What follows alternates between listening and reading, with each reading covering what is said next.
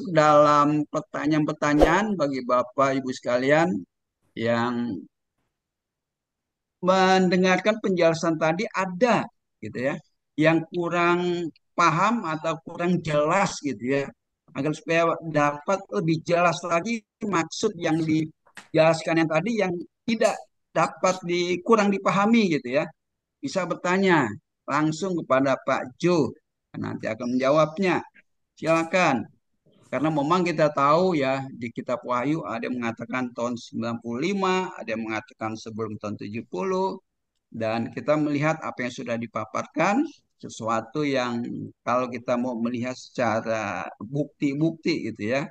Nah, apakah tentu ada keraguan-keraguan bagi kita untuk, oh ya ini langsung diterima gitu. Bila ada pertanyaan, silakan untuk bertanya.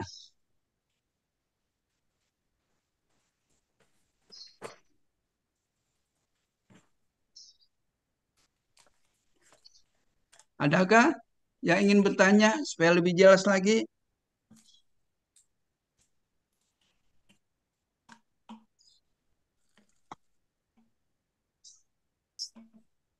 Kayaknya Pak Yohanes mungkin mau ada pertanyaan kali ya. Silakan Pak. Yohanes. Oh, ya silakan.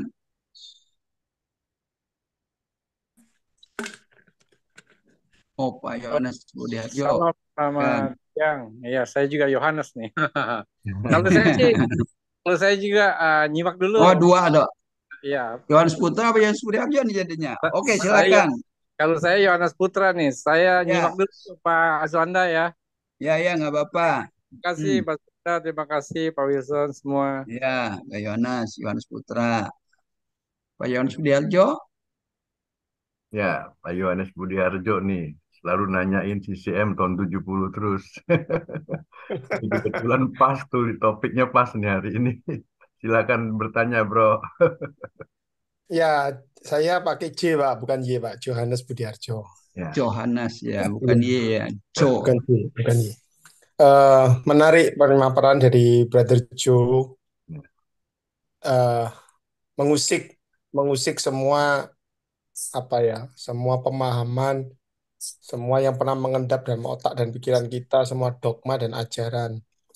Eh, saya belum bisa berkomentar banyak, rekan-rekan, tapi saya menerima itu. Prinsip saya open mind but still kritis. Saya akan mencoba mencerna ini karena buat saya sebuah pemahaman yang disebut sampai pada sebuah kebenaran itu kan harus didukung dua alat bukti minimalnya. Yang pertama, pasti ada alat bukti berupa tulis. Kalau ini sejarah, pasti ada bukti-bukti sejarahnya.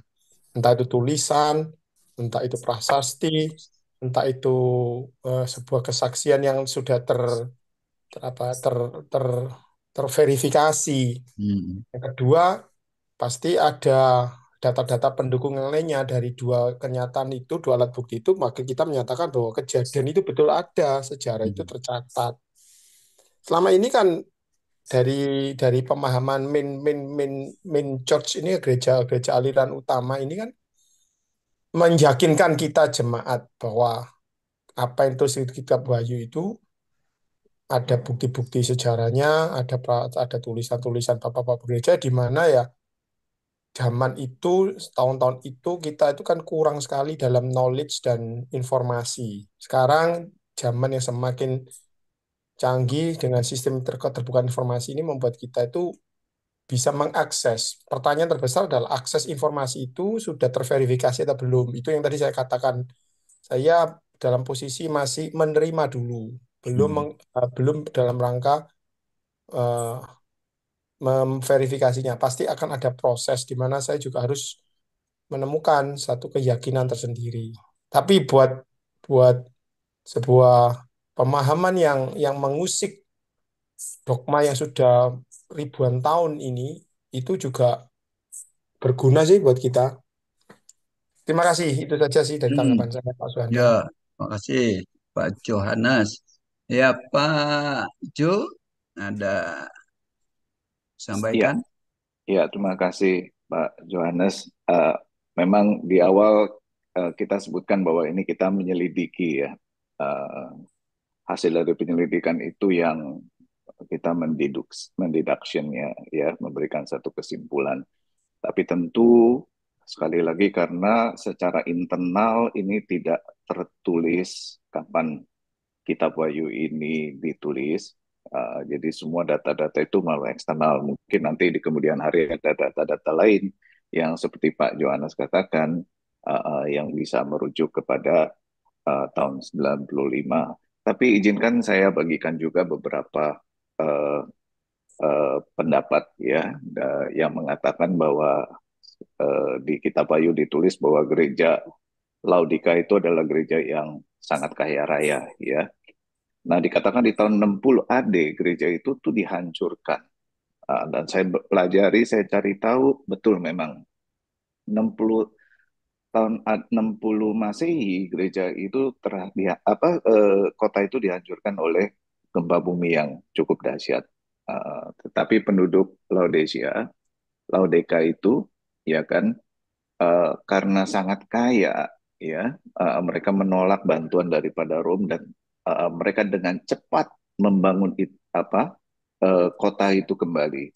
Jadi kalau Kitab Wahyu ditulis di tahun sebelum 70, kita katakan 68, 69, maka dalam 80 tahun setelah Laodika itu dihancurkan, mereka punya cukup waktu selama 7-8 tahun untuk membangun kota itu kembali. Sehingga apa yang ditulis di dalam Kitab Wahyu bahwa Laodika itu adalah gereja yang kaya, kota yang kaya, itu bisa dipertanggungjawabkan seperti demikian, ya. Izinkan saya untuk share screen. Ini sekedar tambahan aja yang tadi saya katakan mungkin tidak saya tampilkan di dalam presentasi. Oke, let me see. Nah, di sini tentang Laodika, ya. In the year of 60 AD, the city was almost entirely destroyed by an earthquake, but so wealthy were its citizens that they rejected the proffered aid of Rome and quickly rebuilt it at their own expenses. Ya, jadi betul, ya, dihancurkan oleh gempa bumi di tahun 60 Masehi, tetapi dengan cepat dibangun kembali.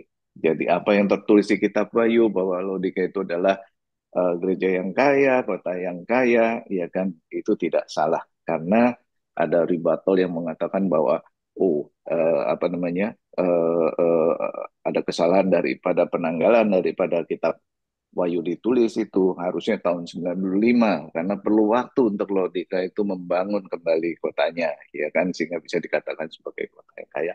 Inilah tambahan-tambahan yang saya kira tidak saya cantumkan dalam presentasi karena saya kira ini membuktikan yang tidak tepat daripada argumentasi bahwa ditulis di tahun 95. Dan masih banyak lagi yang saya kira mereka tulis, misalnya tentang Nero.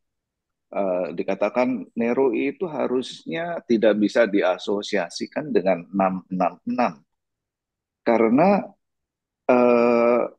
nama Nero itu harus ada kata Caesar, Caesar, dan saya coba menyelidiki nama Nero itu apa sih nama lengkapnya. Ternyata nama lengkapnya itu kalau nggak salah Nero Claudius Caesar dan sebagainya. Ada 5 kata. Coba saya Google dulu, ya.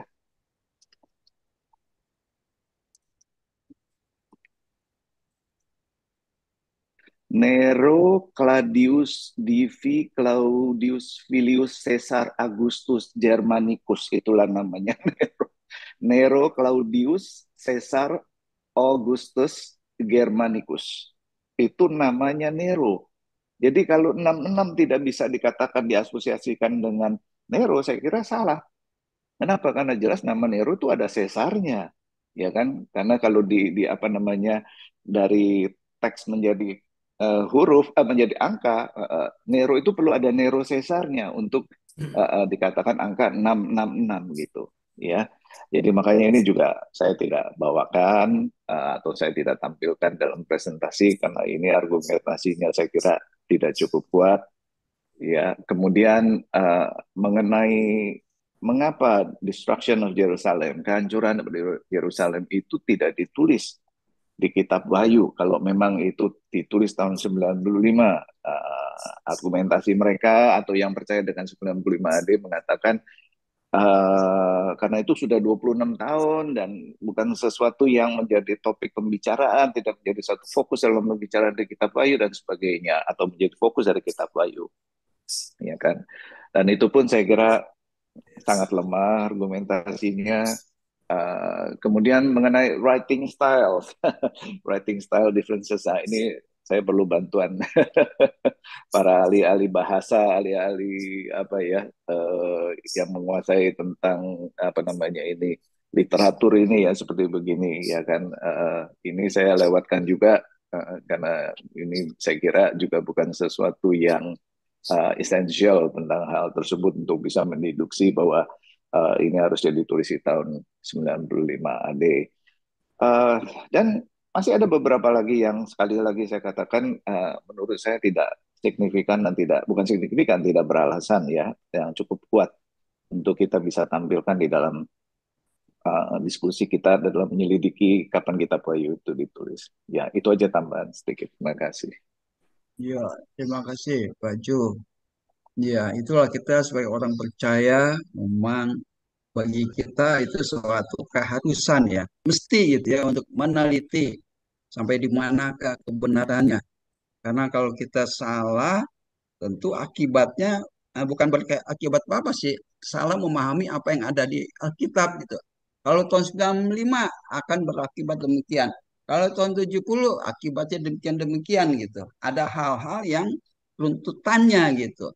Baik, silakan bagi yang lain lagi yang ingin memperjelas gitu ya, supaya merasakan suatu bisa mengambil keputusan gitu. Kalau memang tolong gitu dijelaskan dari hal-hal yang selama yang sekarang kalau waktu mendengar tuh loh kok seperti ini. Ada yang tidak apa tidak merasa bahwa itu kok harusnya seperti ini gitu.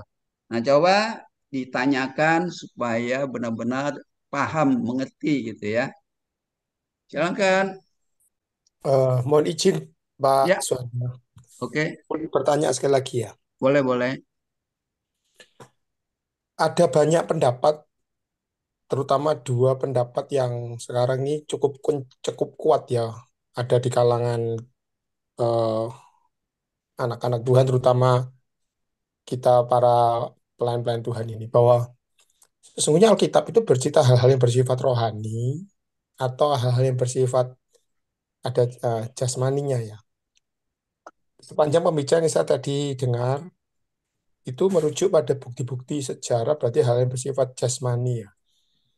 Tetapi ada aliran tertentu di gereja, di kalangan Kristen, itu Alkitab Wahyu itu dibaca bukan merujuk pada peristiwa-peristiwa jasmani, tapi juga menuju pada peristiwa-peristiwa rohani, yaitu kebangunan rohani dan bla bla bla bla.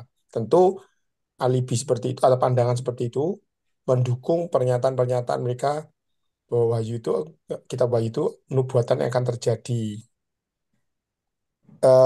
Lepas daripada hal itu, pandangan rekan-rekan di CCM seperti apa ya? Apakah kita membaca Alkitab, terutama kitab Wahyu itu adalah gambaran dari hal bersifat jasmani, yaitu keruntuhan Yerusalem di 70 Masehi itu, ataukah hal itu juga masih berlanjut sebagai satu hal pesan rohani kepada kita semua di abad 21 ini? Itu saja Pak Suhanda, makasih. Ya, silakan Pak Jo. Ya, ini pertanyaannya secara garis besar untuk CCM ini ya. Jadi saya kira lebih baik diwakili oleh Bro Wilson atau Bro Girsang untuk menjawab ini. Silakan Bro. Ya, yang mau jawab silakan. Baik, mungkin sempat aku bisa ini ya, beri pendapat ya, Iya, Pak Johannes, bukan Yohanes, Johannes. Pak Jo ya. Ya, iya, Nah, itu jadi lebih benar kita nyebutnya ya. ya Penting betul. kebenaran. Iya, iya. Ya, pandangan saya, eh, Alkitab ini ya kita perlu konsisten kan. Kita perlu mengambil konsistensi. Nah, inilah hal-hal yang saya sering pikirkan, jangan sampai misalkan kalau kita menemukan satu ayat, terus neglecting ayat yang lain. Nah, seringkali kita katakan ayat demi ayat tuh pasti menyambung, pasti konsisten, pasti alurnya itu ada dan tidak boleh bertentangan gitu ya. Nah, dalam framework itulah sering kita katakan juga Yohanes 4 ya kan, kepada perempuan Samaria, Allah itu roh, haruslah sembah dalam roh dan kebenaran. Nah, bukan itu saja, Tuhan Yesus mengatakan jadi daging itu tidak berguna, ya kan? Profit nothing, Inggrisnya bilang gitu. Flesh to profit nothing. My word is spirit and life, yaitu firman-Nya itu memang yang roh dan hidup. Paulus mengatakan ya kita memperhatikannya yang bukan kelihatan, perhatikan yang bukan kelihatan, bukannya yang kelihatan tetapi yang tidak kelihatan. Nah, merujuk hal-hal itu semua, ya kita berpendapat bahwa pada umumnya Alkitab itu pada dasarnya itu udah bicara-bicara tentang hal rohani. Karena apa? Karena Tuhan Yesus juga ngomong, jadi kalau yang roh inilah yang kekal, ya kan? Nah, inilah merujuk memang kita hasrat keinginan kita ya kekekalan itu. Nah, itulah yang di dalam roh, itulah yang Tuhan memberikan kita sebagai jaminan, Roh Kudus dan semuanya udah tersedia bagi kita semua. Nah, namun tentunya itu semua tulisan itu pasti ada hal-hal yang terjadi. Nah, terjadinya itu boleh nggak kita interpretasikannya gini. Jadi itu satu event yang terjadi at that particular moment, at that particular event, apa yang terjadinya itu. Nah, tinggal setelah itu kita melihat dampaknya ini. Event is event, selesai pada saat itu, pada detik itu. Tetapi kan kita tahu bahwa kalau kita ini memahami sesuatu, apalagi kitab suci itu pada dasarnya. Nah, sekali lagi, pada dasarnya itu pemahamannya adalah roh dan kebenaran, ya tentunya ini terus akan berlanjut ongoing, ada dampaknya, karena seperti 1 Petrus mengatakan, firman itu kekal adanya. Jadi bukannya firman itu hanya seketika itu saja selesai, bukan. Tetapi tentunya inilah yang akan berlanjut, seperti Christ in you, katakan. Nah, kita semua udah banyak bahas bahwa Kristus itu sudah di dalam diri kita. Nah, bahkan kalau merujuk dengan tepatnya itu adalah runtuhnya bait suci, yaitu sesuai Matius 24, Lukas 21, maupun Markus, maupun juga dengan beberapa ayat yang mengatakan di antaranya ini sebelum mati, aku sudah datang dan semuanya ini. Jadi semuanya ini rujukan-rujukan ini kita jelas tahu bahwa kedatangannya itu yang diuraikan secara letterlek, secara tertulis jelas itu adalah merujuk kepada runtuhnya bait suci. Nah, setelah itu apa selesai? Ya tidak.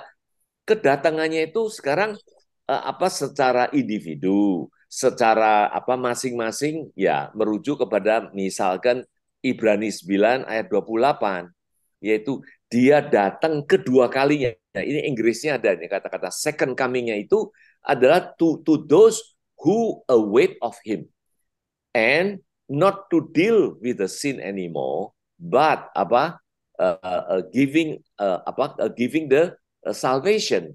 Jadi itulah terjadi secara individu yang berlangsung kepada pribadi-pribadi yang berbeda-beda. Pak Yohanes dengan saya juga beda kedatangannya kapan, yaitu sewaktu saya bertobat membuka hati. Nah, inilah dianggapnya sebagai kedatangan Kristus kedua kalinya yang sekarang sudah tinggal dan selama-lamanya dan seterusnya.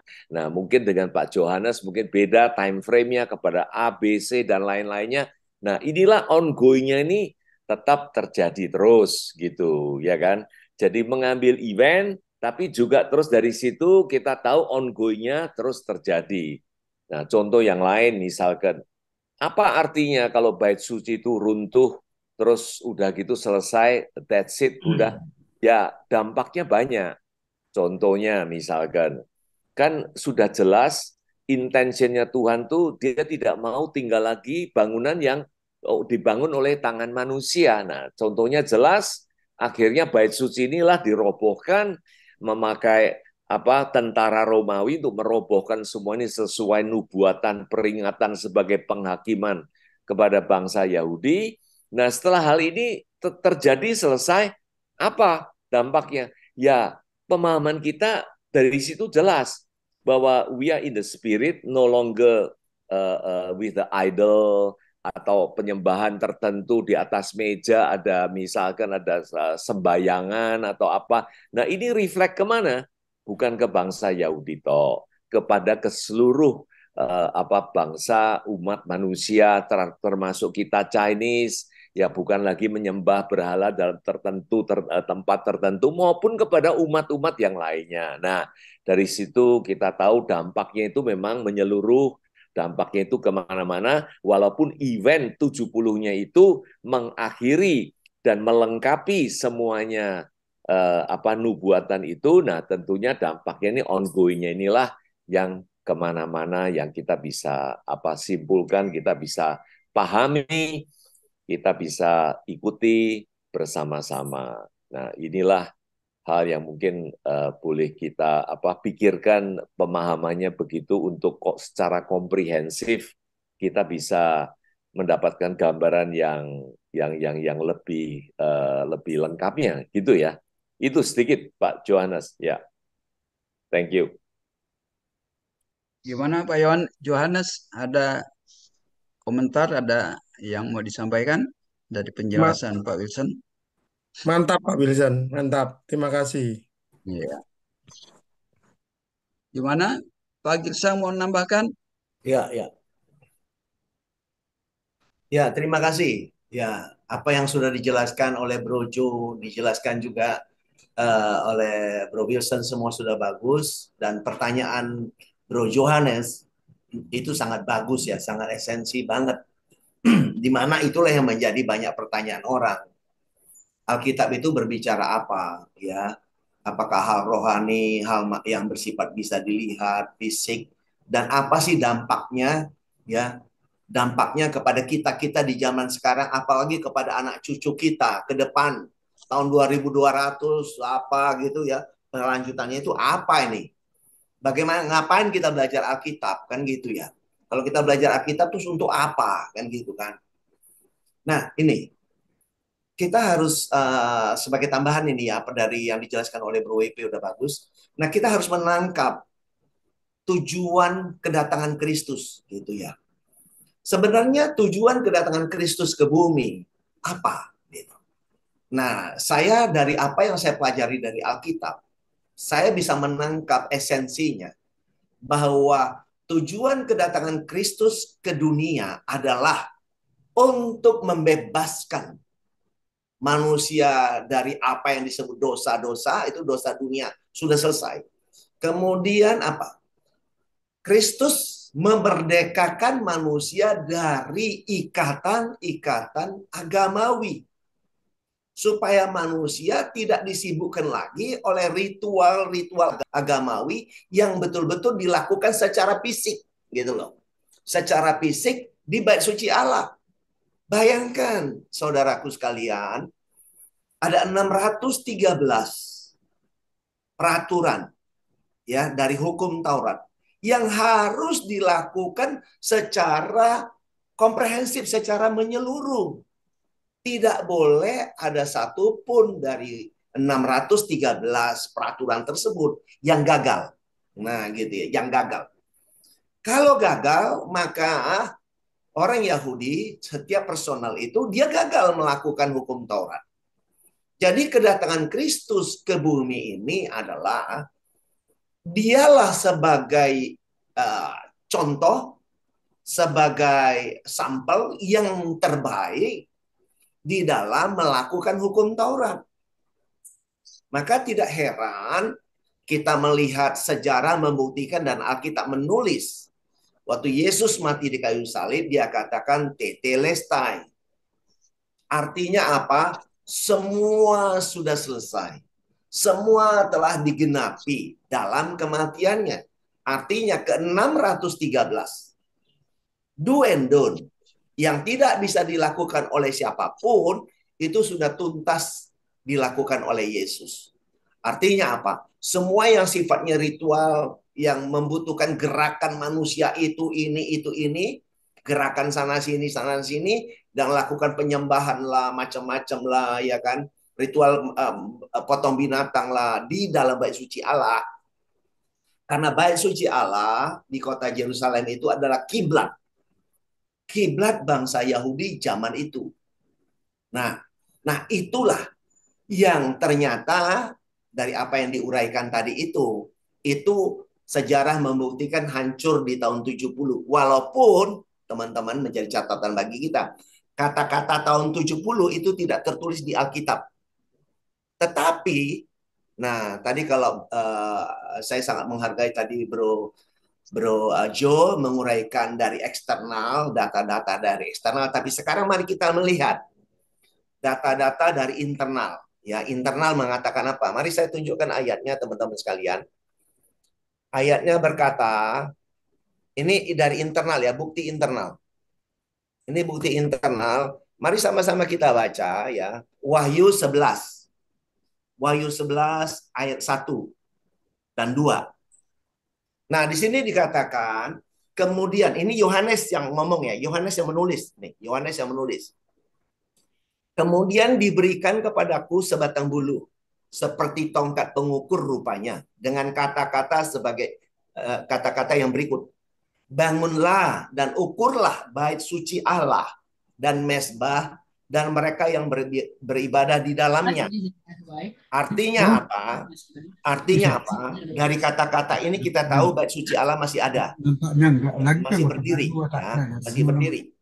Ya, Yohanes menulis bait suci Allah masih berdiri. Nah, kemudian ayat 2.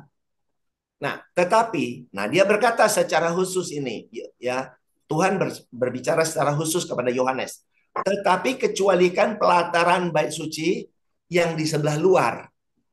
Janganlah engkau mengukurnya, karena ia telah diberikan kepada bangsa-bangsa lain, yaitu tentara Romawi, ya. Dan mereka akan menginjak-injak kota suci 42 bulan lamanya.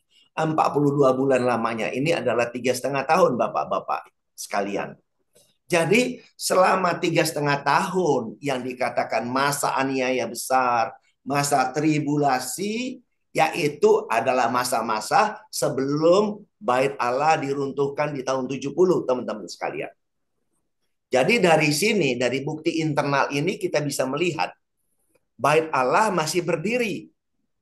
Ya, waktu Yohanes memperkatakan perkataan ini, teman-teman sekalian. Ini bukti internal ya. Ini bukti internal. Artinya bait suci Allah masih berdiri. Artinya apa? Yohanes memang betul-betul menulis kitab Wahyu sebelum bait Allah hancur.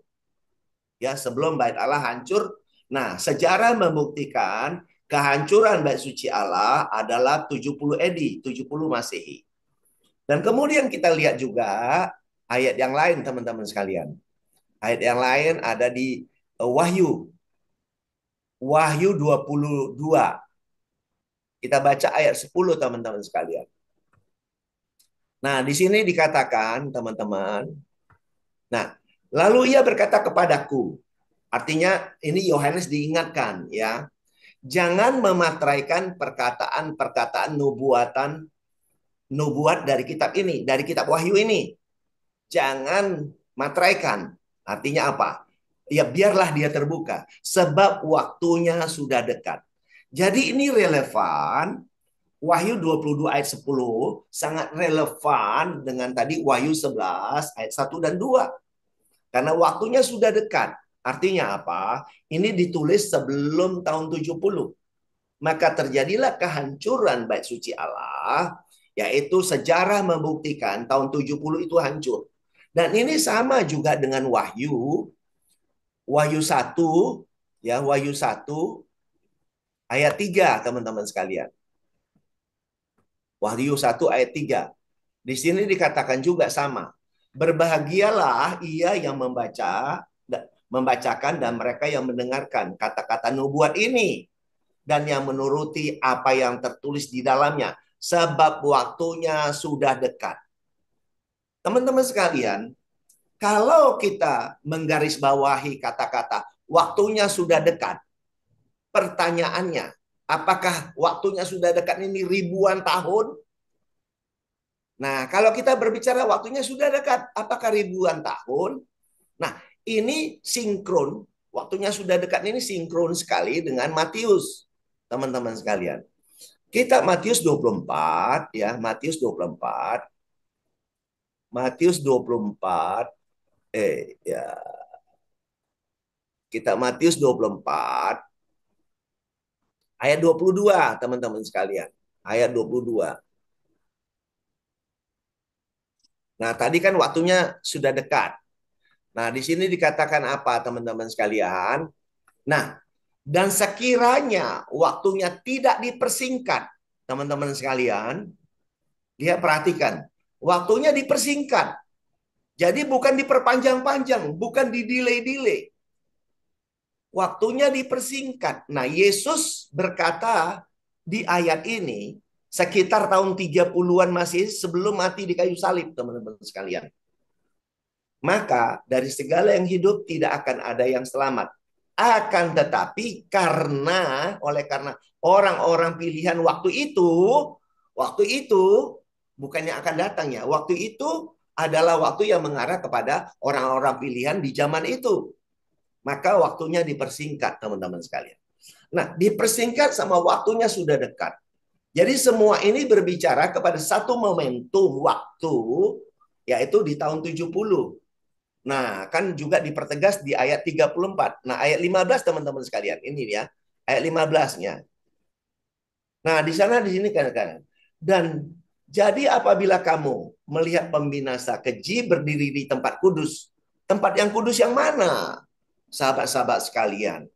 Tempat kudus ini tentu berbicara konteksnya sesuai dengan kitab Matius 24 ayat 1 dan 2 sampai 3. Yaitu Yesus menunjuk ke arah bait suci Allah, ya, di mana tidak ada satu batu di atas batu lainnya. Nah, jadi tempat kudusnya sekarang nggak ada. Walaupun sahabat-sahabat sekalian ada agenda dari orang Yahudi, orang Israel akan membangun bait suci yang ketiga. Tapi bait yang suci yang ketiga itu tidak ada hitungannya, tidak tertulis di dalam Alkitab, teman-teman sekalian. Itu sudah outside of the Bible, teman-teman sekalian. Nah, kita mari melihat konteks sesuai dengan Alkitab. Nah, tempat kudusnya ini sudah nggak ada, teman-teman sekalian. Dan inilah yang juga dikatakan secara internal di kitab ratapan, ya, kitab nubuatan, teman-teman sekalian. Kitab ratapan. Jadi ini semua ayat menjawab ayat, teman-teman sekalian, sehingga betul-betul Alkitab ini betul-betul secara komprehensif dan holistik sangat luar biasa yang memberi pemahaman sehingga di di abad-abad sekarang kita hidup dengan happiness, ya. Nah, di sini di ayat 20, teman-teman sekalian. Coba kita perhatikan, teman-teman sekalian. Coba sekali lagi kita lihat di sini, ya. Lihatlah Tuhan dan tiliklah kepada siapakah engkau telah berbuat ini. Apakah perempuan harus makan anak kandungnya dan anak-anak yang masih dibuai? Apakah dalam tempat kudus Tuhan harus dibunuh imam dan nabi? Jadi imam dan nabi dibunuh habis-habisan pada tahun 70, teman-teman sekalian. Pada tahun 70 itulah, ya, Jenderal Titus menguasai bait suci Allah. Dia membumi hanguskan kota Yerusalem. Dia masuk ke dalam bait suci Allah, membunuh para imam dan nabi yang ada di dalamnya. Dan sebelum itu, ibu-ibu itu makan bayinya, Bapak Ibu sekalian, Bapak-bapak sekalian. Jadi ibu-ibu betul-betul memakan bayinya karena memang zaman itu masa aniaya yang sangat sulit. Tidak ada makanan karena pusat logistik di kota Yerusalem sudah dibumi hanguskan. Banyak orang makan kulit sepatu, makan rumput, bahkan makan bayinya sendiri, teman-teman sekalian. Jadi dari semua gambaran ini kita bisa melihat, teman-teman sekalian, bahwa kitab suci juga menjelaskan bahwa Tuhan tidak tinggal di kuil-kuil buatan tangan manusia. Dan Tuhan telah menciptakan dengan keruntuhan bait suci Allah tahun 70, Ibrani 9 ayat 8 berkata, Roh Kudus menyatakan bahwa ke tempat yang kudus itu belum terbuka, yaitu orang-orang percaya itu belum mengerti bahwa dia telah menjadi bait suci Allah dalam roh, nggak ngerti. Kalau yang secara fisik itu, bait suci Allah di kota Yerusalem masih gagah berdiri. Karena bait suci Allah itu adalah kiblat, pusat kehidupan bangsa Yahudi di zaman itu. Kalau itu masih berdiri, maka mereka nggak ngeh. Mereka kagak ngerti, kagak sadar bahwa mereka secara komunitas, mereka telah menjadi bait suci Allah dalam roh. Jadi inti dari pertanyaan dari Bro Johannes adalah kita tahu bahwa Alkitab memang berbicara ada hal yang sifatnya jasmani, fisik, tapi intinya, esensinya ya dari mulai kitab Kejadian sampai kitab Wahyu banyak berbicara hal yang fisik. Tapi di dalam yang fisik inilah Tuhan turun, Yesus turun ke bumi untuk menyelesaikan masalah-masalah ritual relasi yang fisik itu, untuk membawanya menjadi sifatnya rohani, di mana Yesus berkata, tadi udah ditegaskan oleh Bu WP, bahwa relasi kita dengan Tuhan tidak lagi menyembah di gunung-gunung, tidak lagi menyembah di kota Yerusalem, tapi menyembah Dia dalam roh dan kebenaran. Kenapa? Karena semua umat manusia yang percaya telah menjadi manusia baru, manusia spiritual, ya, identitas yang baru. Nah, inilah yang dikatakan the new earth, ya, manusia yang baru, bumi yang baru. Jadi kita ini adalah manusia baru, hidup di dalam perjanjian yang baru, ya, ikatan perjanjian yang baru antara Tuhan dengan manusia yang telah disahkan oleh darah Kristus. Yang disahkan oleh darah binatang, yaitu hukum Taurat, itu semua telah selesai, sahabat-sahabat sekalian. Dan sejak salib, ya, dan keruntuhan bait suci Allah itu meneguhkan pemahaman, pengertian bahwa kita telah hidup di dalam ikatan perjanjian yang baru yang disahkan oleh darah Kristus, di mana relasi kita terjadi dalam roh dan kebenaran, di dalam apa? Tubuhnya, bait sucinya, yaitu Yerusalem baru, yaitu gerejanya kita orang percaya. Dan inilah sejak tahun 70 dan seterusnya sampai kita di abad 21 sampai abad-abad seterusnya ke depan. Generasi kita selanjutnya, kita menghidupi dalam roh dan kebenaran. Dan inilah yang Tuhan mau, kita memiliki ginosko, keintiman dalam roh dan kebenaran, sehingga setiap kita, setiap anak cucu kita bisa menangkap kebenaran bahwa Tuhan tidak menuntut melakukan berbagai macam apapun itu yang tetek bengek ritual-ritual, tetapi Tuhan hidup terekspresikan dalam hidup setiap kita orang percaya, sehingga kita setiap orang percaya akhirnya bisa mengerti potensi apa yang Tuhan taruh dalam hidup setiap kita, anak cucu kita, sehingga bisa diekspresikan, diberikan kepada kehidupan. Do the best, yang terbaik bagi kehidupan dengan ketulusan. Nah, ini yang penting sehingga kita bisa betul-betul bermanfaat bagi kehidupan, bagi Indonesia dan bangsa-bangsa. Terima kasih, itu tambahan. Thank you, thank you. Iya, terima kasih Pak Girsang. Ada komentar dari Pak Johannes? Makasih banyak Pak Girsang. Iya. Ini buat saya lebih komprehensif dalam penjelasannya. Karena memang ada beberapa pendapat tadi yang sampai tadi saya sampaikan, ada yang berpendapat bahwa kitab Wahyu ini juga bicara hal-hal yang bersifat moral saja. Moral bicara tentang kebaikan lawan kejahatan. Tapi penjelasan Pak Girsang itu bahwa sesuai dengan Alkitab, event yang terjadi itu memang benar secara bukti fisik ada, tetapi ada secara hal yang bersifat rohani yang akan disampaikan.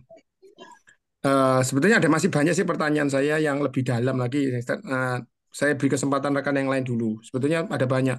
Karena barusan saja saya tadi siang dikirim oleh seorang rekan yang memuat pembicaraan seorang rabi Yahudi dengan rekan-rekan pendeta bahwa mengapa Yesus itu ditolak dalam dalam konsep Yahudi Yudaisme itu karena ada beberapa poin fatal buat mereka. Tapi itu next time lah kalau memang diizinkan ada pembicaraan yang lebih penting. Saya mau juga mempertanyakan hal-hal seperti itu karena ini penting karena setiap agama itu kan punya konsep mesianiknya masing-masing. Iya. Konsep mesianiknya masing-masing pasti menjanjikan delivering dan salvation-nya masing-masing. Jadi apakah Christianity itu termasuk salah satu ajaran konsep mesianik seperti ajaran agama-agama yang lain? Tapi penjelasan Pak Girsang tadi kan juga sudah menjelaskan kita dari sudut pandang kita sebagai orang Kristen ya. Terima kasih itu saja Pak Suhanda. Makasih banyak. Iya, oke Pak Johannes. Mungkin saya tambahkan sedikit aja ya. Semua juga tadi udah lengkap.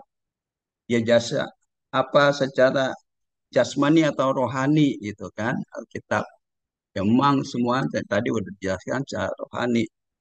Nah, kalau bait Allah tidak runtuh, ya. Seringkali Paulus mengatakan Taurat tidak berlaku, Taurat tidak berlaku. Tapi banyak sekarang orang Kristen masih melakukan Taurat. Nah, ini kadang-kadang yang harus kadang-kadang dibenahi gitu kan. Bait suci dihancurkan, melambangkan bait Taurat tidak dilakukan, tidak diberlakukan dalam kehidupan.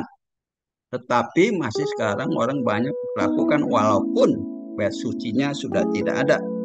Dan kalau bait sucinya masih ada, Yesus juga tahu ini harus diruntuhkan.